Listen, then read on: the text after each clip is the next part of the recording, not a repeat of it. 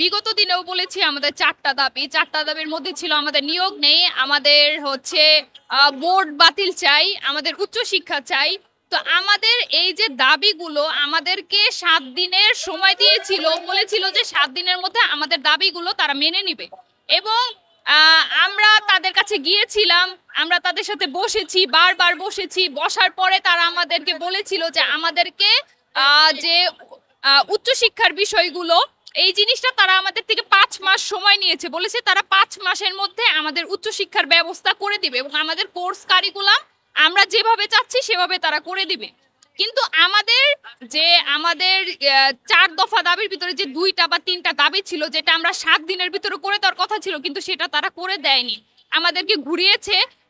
যার জন্য আমরা আজকে লং মার্চের ঘোষণা দিয়েছি। আমরা এখানে বাংলাদেশের সকল প্রতিষ্ঠান থেকে কর্মজীবী এবং স্টুডেন্ট যারা আছে সবাই এসেছি।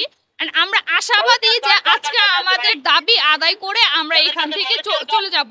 আমরা যে ৪ বছর পড়ালেখা করতেছি, তো হচ্ছে ৪ বছর পড়ালেখা করে যদি আমরা কোনো চাকরি না পাই, তাহলে হচ্ছে আমাদের তো এই পড়ালেখার কোনো মূল্য থাকবে না, তাই না? তো হচ্ছে প্রথম দাবি হচ্ছে আমাদের নিয়োগ দিতে হবে। দ্বিতীয় দাবি হচ্ছে আমাদের উচ্চশিক্ষা। প্রতিটা সেক্টরেরই উচ্চশিক্ষা থাকে, তো হচ্ছে আমাদের উচ্চশিক্ষা ওরা দিতেছে না। আমরা উচ্চশিক্ষা চাই, আমাদের উচ্চশিক্ষা দিতে হবে। আর তৃতীয় দাবি হচ্ছে আমরা যে ৪ বছর পড়ালেখা করতেছি, যদি ৪ বছর পড়ালেখা না করে হাতে কলমে কাজ না শিখতে পারি, তাইলে তো হচ্ছে আমরা মানুষদের সেবা দিতে পারবো না। তো হচ্ছে আমাদের ইন্টার্নশিপটা বহাল করতে হবে এবং ভাতাসহ আমাদের ইন্টার্নি প্রদান করতে হবে। আর চতুর্থ দাবি হচ্ছে প্রত্যেকটা সেক্টরের নিজস্ব বোর্ড থাকে, তো হচ্ছে আমাদের বোর্ড গঠন করতে হবে। Medical education board of Bangladesh, এই বোর্ডটি আমাদের গঠন করতে হবে। এটা হচ্ছে আমাদের ৪টা দাবি।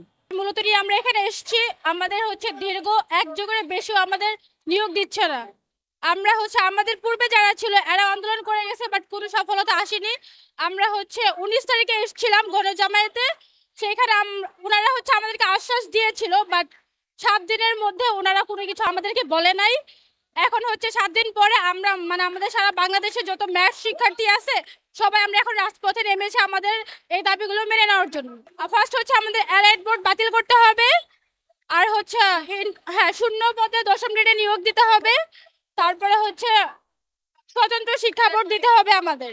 আর হচ্ছে আমাদের ক্লিনিক্যাল প্র্যাকটিস যেটা আছে সেটা আমরা করতে যাচ্ছি, ওনারা হচ্ছে যেটা আমাদেরকে করতে দিচ্ছে না, ১ বছর যেটা থাকে। আমরা রাজপথে এসেছি দাবিগুলো যেন তারা মেনে নেয়, আর দাবি যদি মেনে না নেয় তাহলে আমরা রাজপথ ছাড়বো না, আমরা এখানেই থাকবো।